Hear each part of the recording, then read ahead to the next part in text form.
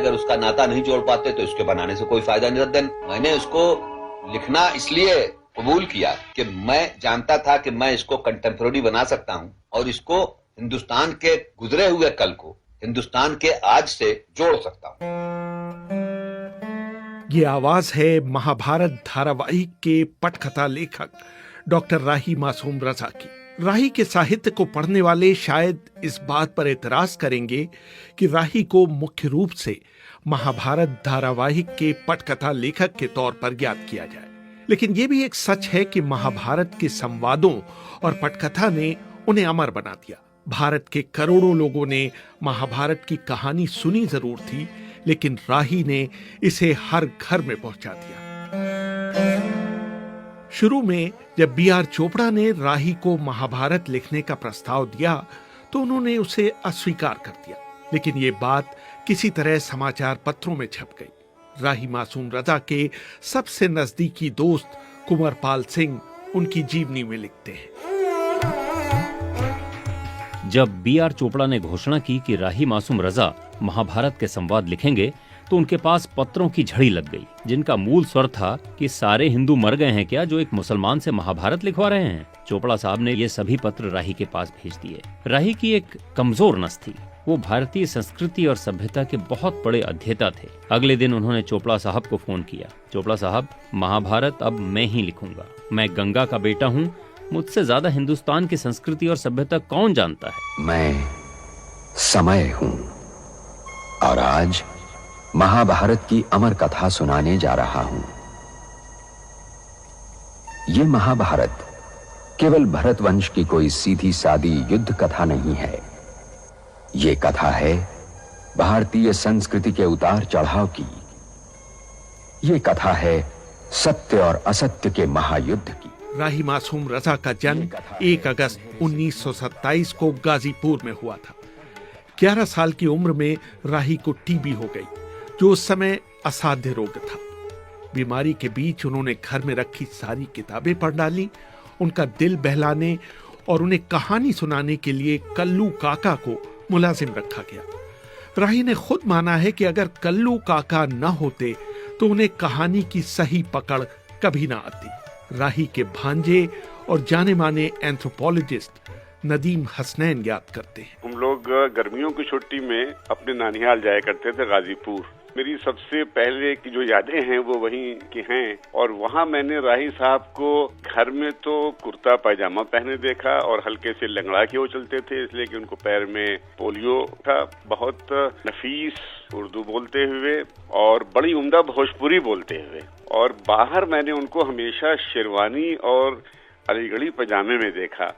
और शेरवानी भी मैंने कभी रंगीन नहीं देखी उनको, हमेशा वो क्रीम कलर की शेरवानी पहना करते थे। चश्मा हमेशा वो काला लगाया करते थे, हालांकि उनकी आंखों में कोई प्रॉब्लम नहीं था। और उसके बाद मुहर्रम में मैंने उनको मजलिस पढ़ते हुए देखा, जो शायद बहुत कम लोगों ने देखा होगा। तो एक तो वो कभी मेंबर पर नहीं बैठते थे, वो ज्यादातर खड़े होके और माइक के ऊपर जैसे तकरीर होती है उस तरह से होती थी, लेकिन उनको कोई मजहब से कुछ खास लगाव नहीं था उनको। राही मासूम रजा के बारे में मशहूर था कि वो एक साथ कई स्क्रिप्ट्स पर काम करते थे। शुरू में वो नाम बदलकर उपन्यास भी लिखते थे। एक बार मैंने उनको देखा कि वो 2-3 क्लिप बोर्ड एक साथ रखे हुए हैं, जिसके ऊपर वो थोड़ी देर एक पर लिखते हैं, फिर उस पर दूसरे पर लिखते हैं। तो मुझे बहुत क्यूरियोसिटी इस बात की हुई। मैंने उनसे पूछा भी, मैंने कहा ये आप 3 चीजें एक साथ क्या लिख रहे हैं? कुछ हंस के टाल गए, मुझसे कहने के बताऊंगा फिर कभी। लेकिन जब यही सवाल कुछ और लोगों ने भी किया घर के ही कि ये आप 3 स्क्रिप्ट एक साथ कैसे मैनेज करते हैं, तब मैंने उनको फिर बोलते सुना। मैं एक तो रोमानी दुनिया का एक नॉवेल लिखता हूँ, और एक मैं लिख रहा हूँ जासूसी दुनिया का, और एक मैं एक आर्टिकल लिख रहा हूँ एक किसी अखबार के लिए, वो लिख रहा हूँ। तो बड़े थोड़ा तज्जुब भी हुआ इस बात को। गालिबन जो वो दौर था जबकि वो उनका काफी वक्त इलाहाबाद में गुजरता था। इलाहाबाद से निखत पब्लिकेशंस निकाला करते थे, एक रूमानी दुनिया मंथली, एक जासूसी दुनिया, ये दो।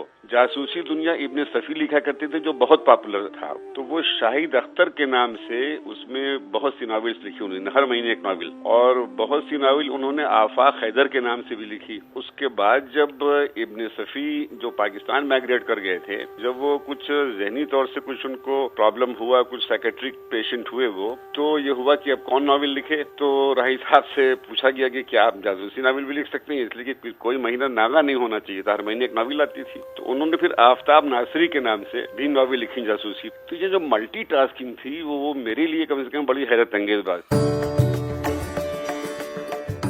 राही ने अलीगढ़ मुस्लिम विश्वविद्यालय में पढ़ाई की और वहीं से अपनी पीएचडी की थीसिस भी लिखी। लोगों का ये ऐसा मानना है कि मजाज के बाद वो अलीगढ़ यूनिवर्सिटी की सबसे पॉपुलर शख्सियत थे, खासतौर खवातीन में जो उनकी पॉपुलरिटी थी वो फिनोमिनल थी। उनकी जो ये हल्का सा जो लंगाहट थी उसमें भी एक तरह का वो हुस्न तलाश कर लिया करती थी बहुत सी लड़कियां उसके अंदर भी। तो इस तरह से वो राही साहब अलीगढ़ में, और वहीं पर उनकी मुलाकात उनसे हुई जो अब उनकी मौजूदा वाइफ हैं। लेकिन राही साहब कुछ चीजों में बहुत ही नॉन कंप्रोमाइजिंग थे और उनको उर्दू डिपार्टमेंट में भी उनके बड़े इख्तिलाफात थे कुछ लोगों के साथ, इसलिए भी उनको बड़ा अनफॉर्चुनेट हालात में छोड़ना पड़ा।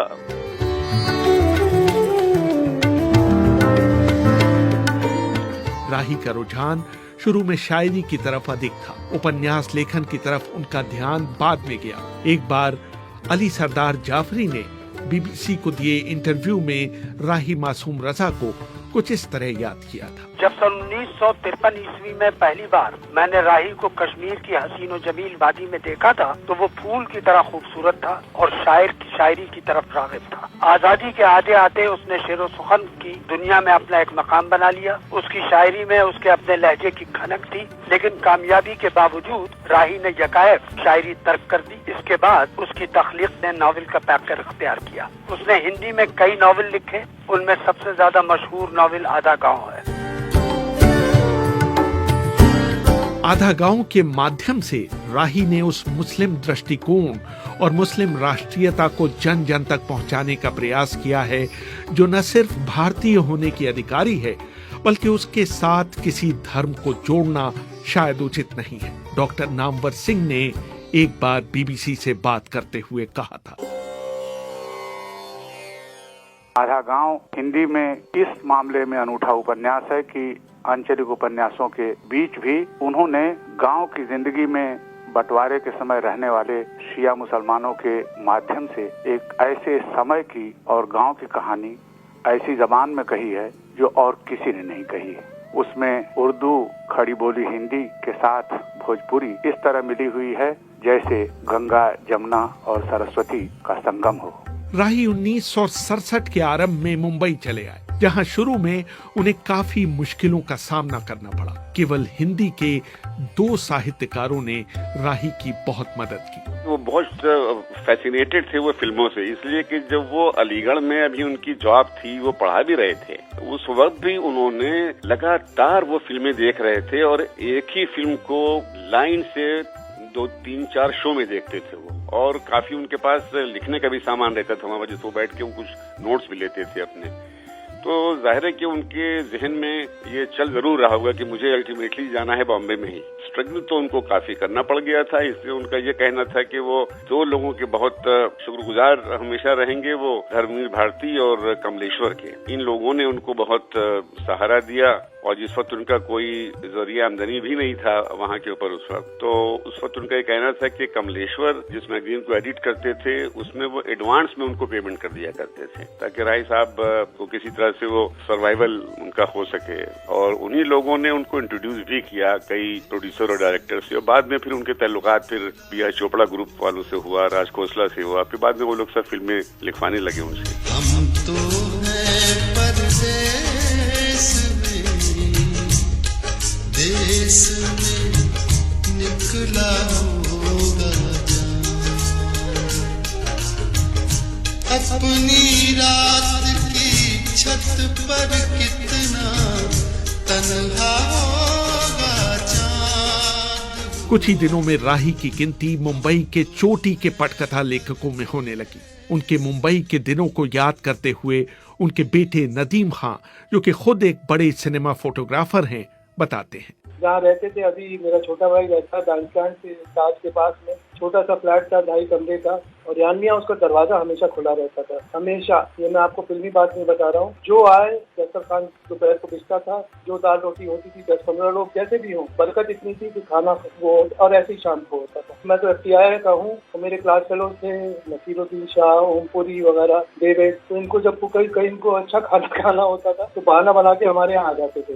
बहुत जल्दी उठने वालों में से थे, और वो जो चाय जो पीते थे, मालूम नहीं और कोई पी सकता नहीं पी सकता, इतनी पीती चाय, ना शक्कर हो ना दूध, लेकिन वो पीते थे। तो उनकी चाय उनको बहुत जरूरी थी सुबह शुरू करने में। उनकी कमाल की बात ये रही कि उन्होंने आज तक होटल का कमरा नहीं दिया। अमूमन ये फैशन बन गया था कि राइटर हो, फलानी जगह होटल बुक करो, वहाँ पर प्रोड्यूसर पैसे देगा, और वहाँ पे दारू भी चल रही है वगैरह वगैरह। अपने कमरे में उनका, हमारा छोटा सा जो घर था, उसके हॉल में तकिया बिछा के जमीन पे लेट के और एक साथ 5-5, 6-6 स्क्रिप्ट लिखते थे। लोग आ रहे हैं, जा रहे हैं। कोने में हमारी अम्मा को कव्वालियों का बड़ा शौक था। उस जमाने में आपको याद होगा 70 में मेहंदी हसन साहब भी फैशन में थे, तो उनकी गजलें चल रही है। मेरे दोस्त आ रहे हैं, जा रहे हैं, और इस सब भीड़ भाड़ में इतने सारे साउंड ट्रैक्स के साथ में वो लिखा करते। राही मासूम रजा के जीवन को रंगमंच पर चरितार्थ किया है मशहूर रंगकर्मी विनय वर्मा ने अपने नाटक मैं राही मासूम के जरिए। काफी शोध के बाद उन्होंने राही के चरित्र को मंच पर उकेरने की कोशिश की है। वो लगातार कश्मीरी खमाम पान खाते थे and he was a chain smoker, red Marlboro cigarette पीते थे, और उनके सामने हमेशा चांदी का पान का डिब्बा हुआ करता था। गौ तकिया बिछी हुई अपने ड्राइंग रूम में, खवालियां चलती रहती थी, दोस्त अहबाब आते थे, लोग मेहमान आते थे, और वो लगातार बात करते करते लिखते थे, और कभी उनका कंसंट्रेशन था वो बिल्कुल हिला नहीं, जिस काम पे वो लगे हुआ करते थे। राही धर्म को संकीर्ण अर्थ में देखने वाले कट्टरपंथियों के हमेशा विरोधी रहे। राही ने एक बार लिखा था, मैंने ये कहा था और अब भी कहता हूँ कि बाबरी मस्जिद और राम जन्मभूमि मंदिर दोनों को गिरा देना चाहिए और वहाँ एक राम बाबरी पार्क बना देना चाहिए।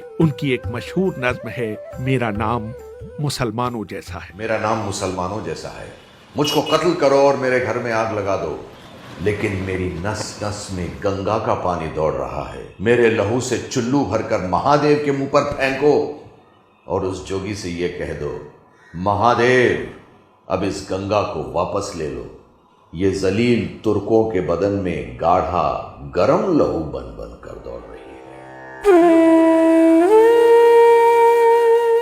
राही के लिए धर्मनिरपेक्षता का बहुत व्यापक अर्थ है। उनके लिए गंगा सबकी है, किसी एक धर्म की कैद में नहीं। उन्होंने एक नज्म लिखी थी, वसीयत। मैं 3 माओं का बेटा हूं, नफीसा बेगम, अलीगढ़ यूनिवर्सिटी और गंगा। नफीसा बेगम मर चुकी हैं और अब साफ याद नहीं आती। बाकी दोनों माएं जिंदा हैं और याद भी हैं। मेरा फन तो मर गया यारों, मैं नीला पड़ गया यारों। मुझे ले जाके गाजीपुर की गंगा की गोदी में सुला देना, मगर शायद वतन से दूर मौत आए तो मेरी ये वसीयत है। अगर उस शहर में छोटी सी एक नदी भी बहती हो तो मुझको उसकी गोद में सुलाकर उससे कह देना कि गंगा का बेटा आज से तेरे हवाले है। रेहान पदल, BBC, दिल्ली।